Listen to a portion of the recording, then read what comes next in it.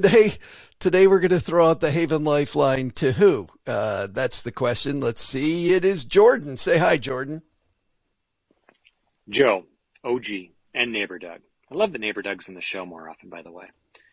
A while back, Joe went on an epic rant regarding the FIRE acronyms, and I'd love to hear it again. So let's give it a go. My wife and I are both in our mid-30s. Our combined retirement account values are well over $600,000, so we're likely looking at a Coast Fi situation. We may already be at Lean Fi. Oh no, come on. And, make our own clothes. We're likely not going to do that, and we're probably not going to retire anytime soon. So we're looking at a Fat Fi situation.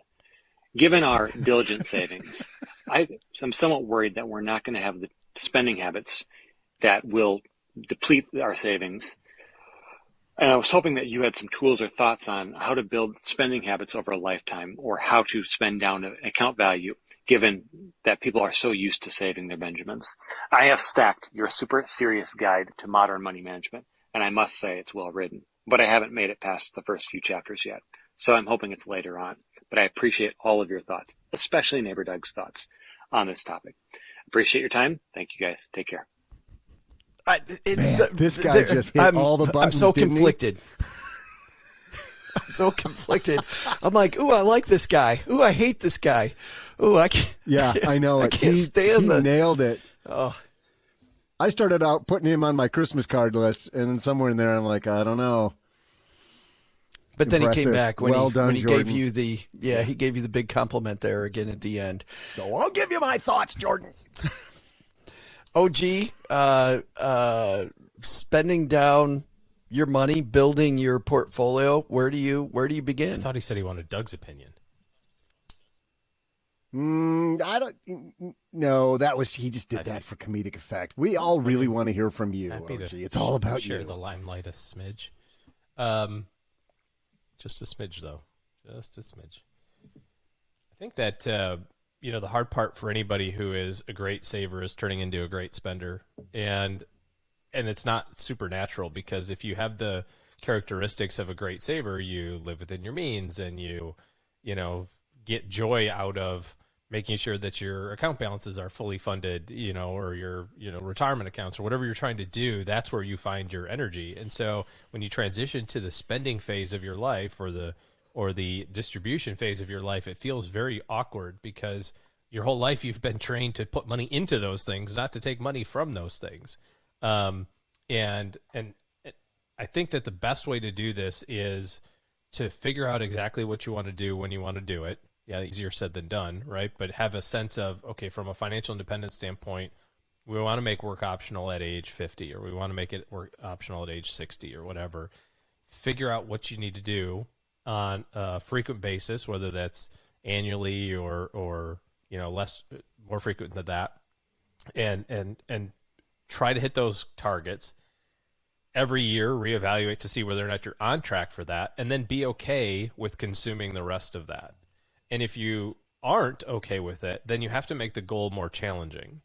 So let's say that your goal is to be financially independent when you're 50, and to do that, you need to save $20,000 in your 401k. And you do that, and at the end of the year, you're like, I still have 20 grand left over that I could commit to savings. I have nothing immediate that I want to spend on this. What do I do with my 20 grand? And the only possible solution is you have to make your goal more difficult to reach. Otherwise, you won't have any energy around any of those things. So instead of making it 50, try to make it 49.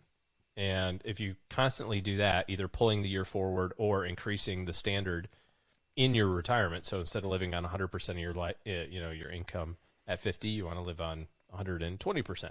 That makes that more challenging to do. You have the ability to, stay focused on it. But once you've gotten to the point where there is no circumstance in which you won't be successful, then I think you have to start making a wish list of, since money is not required for savings anymore, what would we do? Why do we keep working?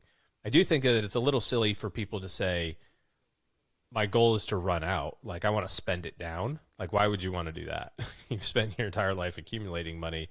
It seems to me that you would want to keep on accumulating it for the rest of your life, because that's such a great base of wealth that can be transitioned to other generations or to entities or things that you care about later in life. I don't quite get the whole idea of I'm going to try to time this exactly right so I hit the peak and then I zero it out exactly on my last breath. I get that's like ultra efficient.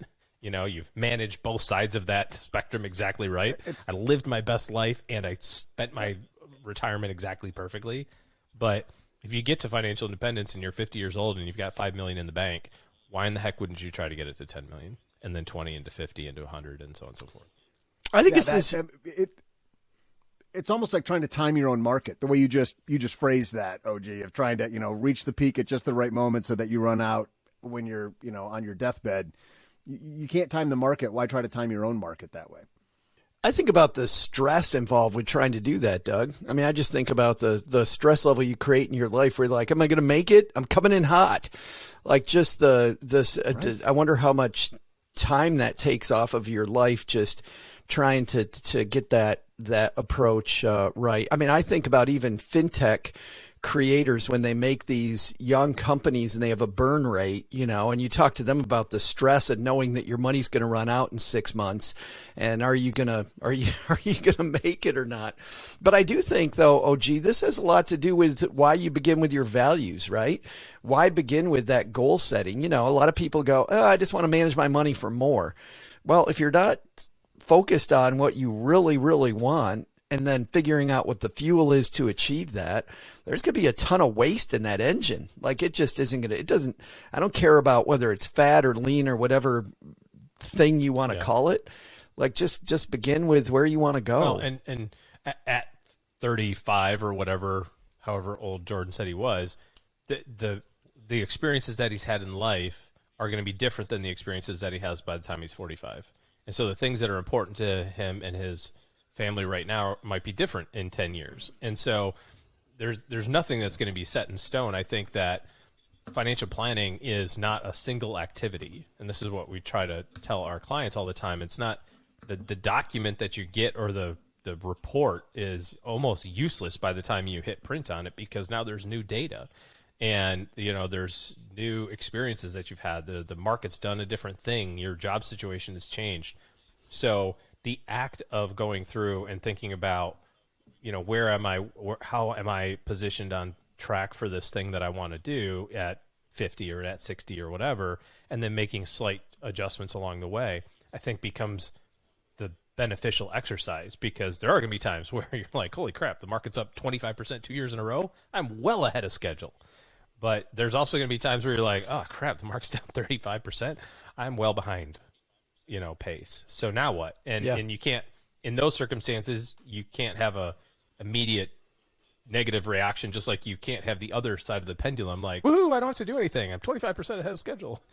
I'm good, because you got to balance those things out. But every year, I think it's really important to have, your savings goal, your fund goal, and your debt pay down goal, and wherever you feel like putting the emphasis that year is what you want to focus on. And then if you achieve that, and then you have still extra, then you have to have a place for that to go. I enjoy spending money, so this is not a very difficult thing for me to do. But it's different for other people. I think you make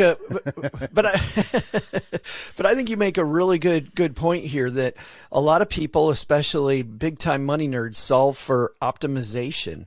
We solve to optimize everything. And I love the idea that you might feel different later, and that solving for flexibility, I think, is way more important, especially at 35. Thanks for the question, Jordan. And I'm not going to go on the epic rant again, but I do think that using all of these terms when people are brand new to this community, like if our goal is to bring our people along with us, nobody knows what those terms mean. Like there's a little community that does, and maybe there's something around the fact that makes me feel included. If I know the terms, I don't know. It just grinds me. So thank you, Jordan, for pushing my button. Wait a minute. OG was supposed to be the one going on the rant, not you, Joe. I think he said me, epic rant, this 100%. time. Oh, did yeah. he? Okay. Yeah. Maybe it's just because I always expect OG to be. I know, right? But Joe on a rant. What are you talking about? I'm That's like a conditioned lab rat. It's OG's territory. StackingBenjamins.com/voicemail if you'd like to leave us a question. And you know what? For being brave, what Jordan's going to get some of our amazing Stacking Benjamins swag. StackingBenjamins.com/voicemail to leave us a message.